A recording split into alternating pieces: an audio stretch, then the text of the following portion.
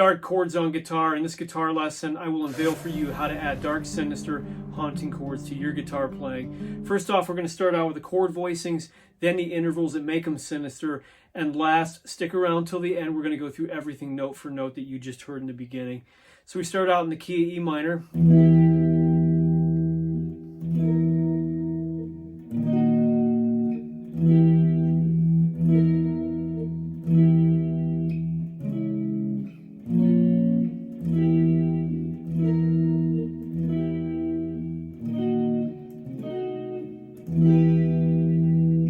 That's the sound of all the chords together. Before we go in adding a pick pattern, let's look at the voicings we have. It's in E minor, putting the lowest string open in the bass for that dark, resonant, haunting sound. And to keep that foreboding, I'm going to keep that same open string and just add pinky here for the flat 5, the ultimate, the devil's tritone as it's called. Referencing back to the E minor. Go down a half step with the index. I'm going to add in a bass note here for this E flat minor, but I want to B flat in the bass, 6th fret on the thickest string. Then go back to where you were.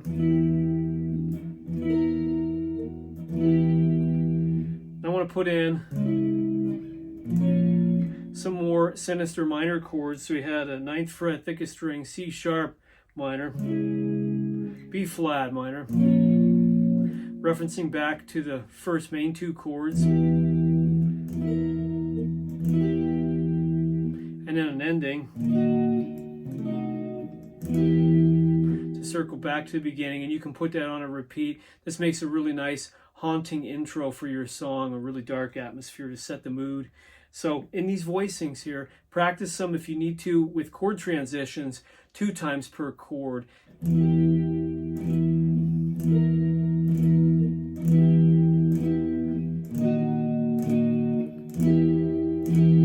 The nice thing about getting to know chord voicings, playing them each twice, is it's not as demanding as only once each when you're learning to transition and switch chord to chord.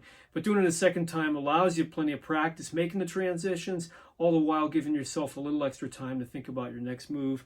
So intervallically, what's going on here is we're creating haunting intervals or distances from one chord to the next, as well as adding in some friction with some chosen notes. Using E minor here with the 4-finger variety on the middle strings. I'm not playing my thinnest one because I want the 2nd string 8th fret, the minor note, the G, inside of an E. I want that to be my highest voicing that really stands out apparent and makes it much darker and moodier. It's much more doomed than if you add in the thinnest string 7th fret. Have a listen. Verses. So leave your darkest note in the highest pitch range as a general rule of thumb. If you flatten out the ring finger, you can get pinky to stretch up to the 11th fret 2nd string. That's giving me that really haunting sound and clash. And that's because my ring finger here is on a B note, and here I have a B flat, so you get the flat 5, aka the devil's triad, the tritone, and E to a B flat. Bring it back to E to kind of stabilize that. Now if you go down a half step, you get a really haunting sound. And to add one more thing onto it, maybe something new for you to think about. Instead of it just sort of bottoming out in the bass, go into the E flat minor chord, which is just shifting the fingering back 1 fret to the left. If I add in a bass note, grab an index to the 6th fret thickest string, my B flat, it really thickens it up. From there, I'm deciding that I really like that half-step interval, the E to the E flat. You're thinking, what else could I do to make it really haunting? A great thing to do is every 3 frets or minor thirds. So I'm going to add in the 9th fret and the 6th frets. And where that's coming from is this. Here's my E note, 7th fret, 5th string. If we just visualize that as the 12th fret, thickest string, I can move down 3 frets, 9th fret, and the 6th fret, and make those minor chords. And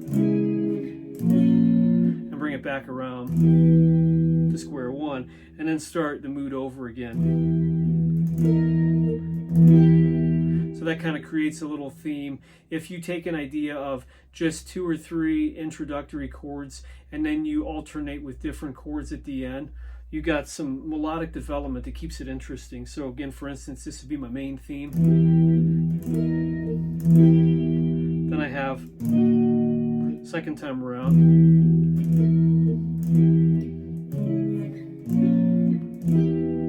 So just a little bit of variety in there. Going from the E minor down the minor third to the 9th fret, thickest string, doing the minor chord voicing, 6th fret, steering it back around. Now I'm going to go to my E flat minor again, adding that bass note in. Now I'm going to go for a diminished chord that resolves to E minor, the first chord I started with.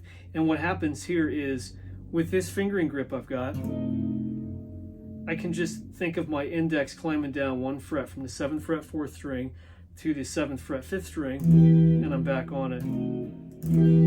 This voicing here, what your ear is hearing that's satisfying and cool is the ring fingers on an E flat, and it walks up to E on the E minor. Watch closely.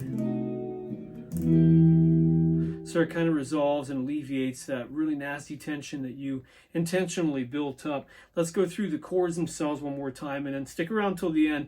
We're going to put this into a groove, a picking pattern in the right hand. So the chords we had are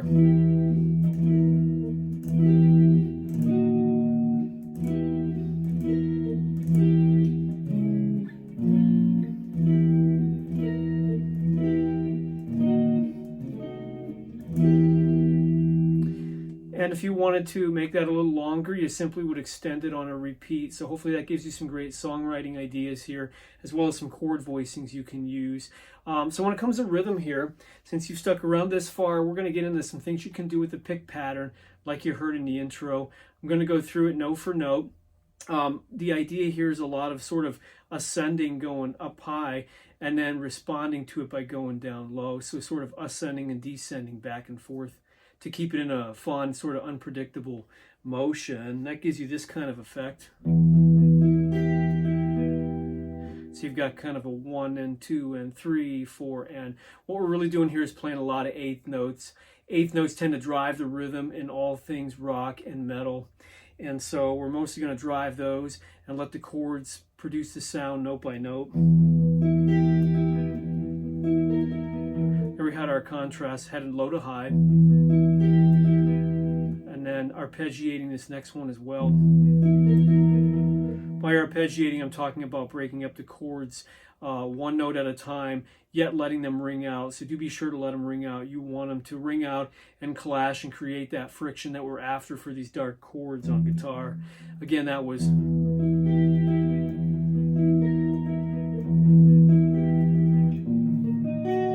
Here we're just arpeggiating that E flat minor. Back to the first form we had, the basis of it, E minor.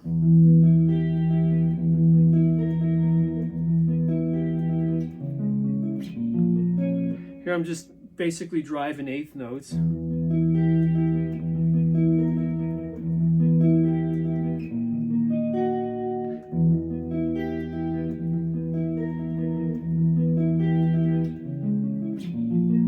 There's my minor thirds, 9th fret, thickest string, 6th fret, thickest string, the C sharp minor to the B flat minor, just playing 8th notes, 1 and 2 and 3 and 4 and steer it back around again.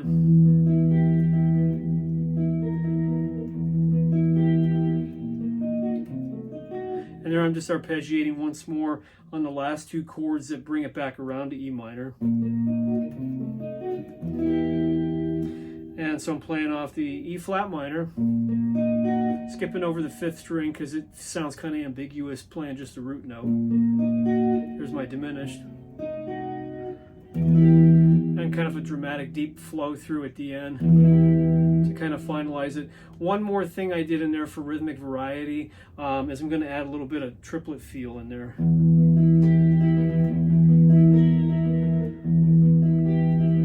So you're hearing a 1 and 2 and 3, 4 and a.